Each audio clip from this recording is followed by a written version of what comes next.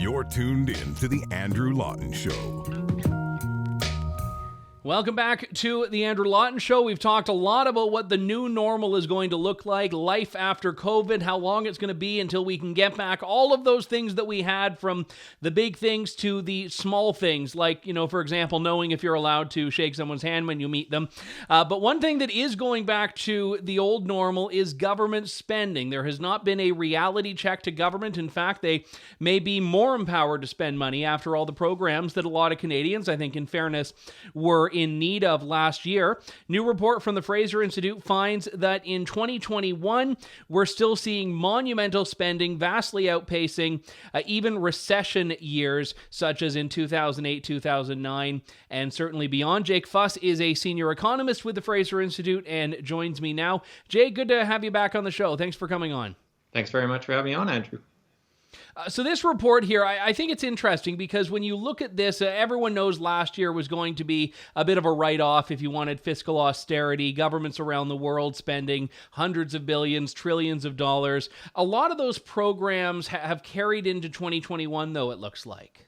Yeah, well, while COVID has certainly created difficulties for government finances across Canada, what we're kind of seeing now is the new normal level of federal spending is really at unprecedented levels in Canadian history.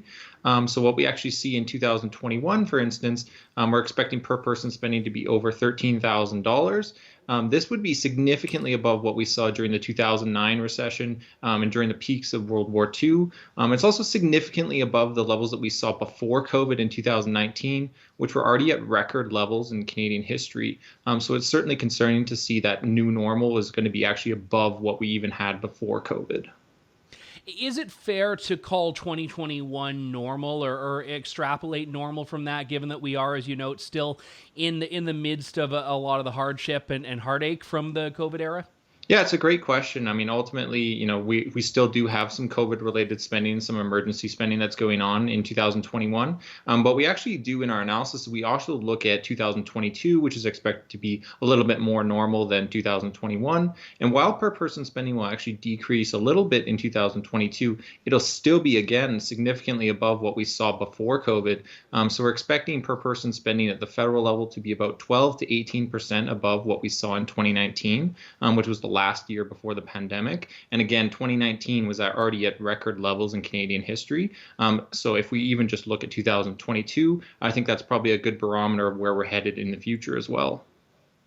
Now, are we adjusting for inflation with these numbers? Yeah, that's correct. So all of our numbers are adjusted for inflation.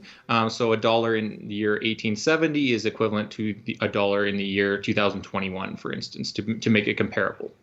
So, I mean, with that being said, what's to account for such a significant jump, even from the 08-09 recession? Because, again, in a recession, people would, I think, fairly expect government to be spending a lot of money and racking up deficits. We can argue about whether that's the best fiscal policy, but I think that's politically where the narrative has gone. Well, what's to account for, even in 2018, 2019, pre-pandemic, significantly more spending per person than in 08-09?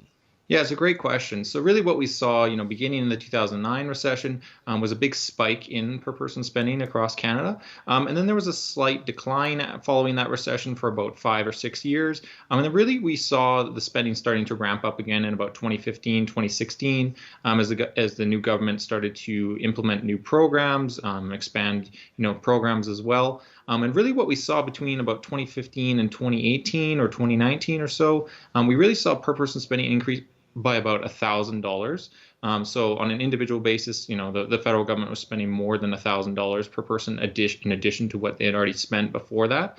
So we saw that start to climb up above about $9,300 a person. So, obviously this had to do with new programs, but also expansions to old programs as well, like the Canada Child Benefit and a number of other programs. And now what we're seeing, after COVID, talking about introducing new programs as well, like national childcare, national pharmacare, and a number of other programs as well that are only going to compound these costs as well for Canadians. I know you look at the spending specifically in terms of the cost and not necessarily delving into the detail of the individual programs, but as a taxpayer, I'd look at this number and say, am I getting, 15, 16, 17% more from the government? Am I getting that much more for being a Canadian taxpayer? And I think for a lot of people, the answer would be no. Well, it's certainly, a question for all Canadians to kind of answer too, looking at the tax rates that you pay relative to, kind of the bang for the buck that you get for all these various services, and also understanding the different cost implications if we have, deficits that we're running because of all this spending. Really what we're doing is implementing higher tax rates in the future to pay for today's spending. At the same time, we're going to face, debt interest costs at the same time in the future, particularly when interest rates are rising. So there are costs and trade-offs to every decision that they make in Ottawa. So it's certainly something important for all Canadians to be informed of. Now, I know you looked at election spending as well, or specifically election promises, and that is going to, as I understand it, push this even higher. Yeah, exactly. So before the election, 2021 per person spending was going to be about $12,700. But based on campaign promises by the Liberals, that would actually take you to over $13,000 per person. And, obviously they're in a minority government situation, so they're going to have to work with opposition parties in order to pass budget bills and survive as a government. So we also looked at, one of their likely partners in governing at the NDP's platform. And that would, if they were to implement all of the promises in that platform, it would take you to almost $14,000 at about $13,700. So it's certainly a significant increase in spending, and we're likely to see, that per person spending range somewhere between that $13,000 and $13,700 per person. So that's certainly a significant increase, maybe about, over 50% higher than what we saw during the 2009 recession. And we also know, just from looking at other reports, including the Parliamentary Budget Office's assessments, that we could be on track to run up deficits. I think the one scary statistic was until 2070. And I know that a lot of this is all interconnected. The more that's being spent to maintain and pay for debt, to service the debt, all of that, the more money that is coming from tax revenue to do that, which means the less that is available for services, thus more taxes. I mean, all of these things are very much interconnected when Canadians are, by and large, paying more. Well, exactly. You get into that vicious cycle of deficits and debt over time, and at the same time, not only do we have federal challenges, we also have provincial challenges as well. We have an aging population in Canada, a rising healthcare costs. So, provinces are asking for more money from the federal government right now. So, it's significant challenges really all across governments in Canada. We're seeing spending really rise all across the country at, the local, provincial, and federal level. So there's going to certainly be big challenges coming out of COVID for all governments. What do you think it says that we're spending just monumentally more than even in the midst of the war, which is often held up as, the gold standard for when spending is just going to be so wildly out of check? Yeah, well, that's something that we found was especially interesting in our analysis too. Even just looking at 2018 and 2019 before COVID, so really before any crisis period as well. We are spending far more than we were during the 2009 recession and before World War, and what we were spending at the peak of World War II as well. So really during the good times during 2018 and 2019, we were spending higher than what we were during the crisis levels. So this has kind of had a compounding effect. If you're already spending more than you were during crisis periods during the good times, when bad times come around, then that only spiral out of control even more. And then when you're setting that new normal in 2022 and beyond, what you're going to see is spending again rising and rising and rising further beyond what we were during 2009 or during the Second World War. So it's certainly concerning in that aspect for sure.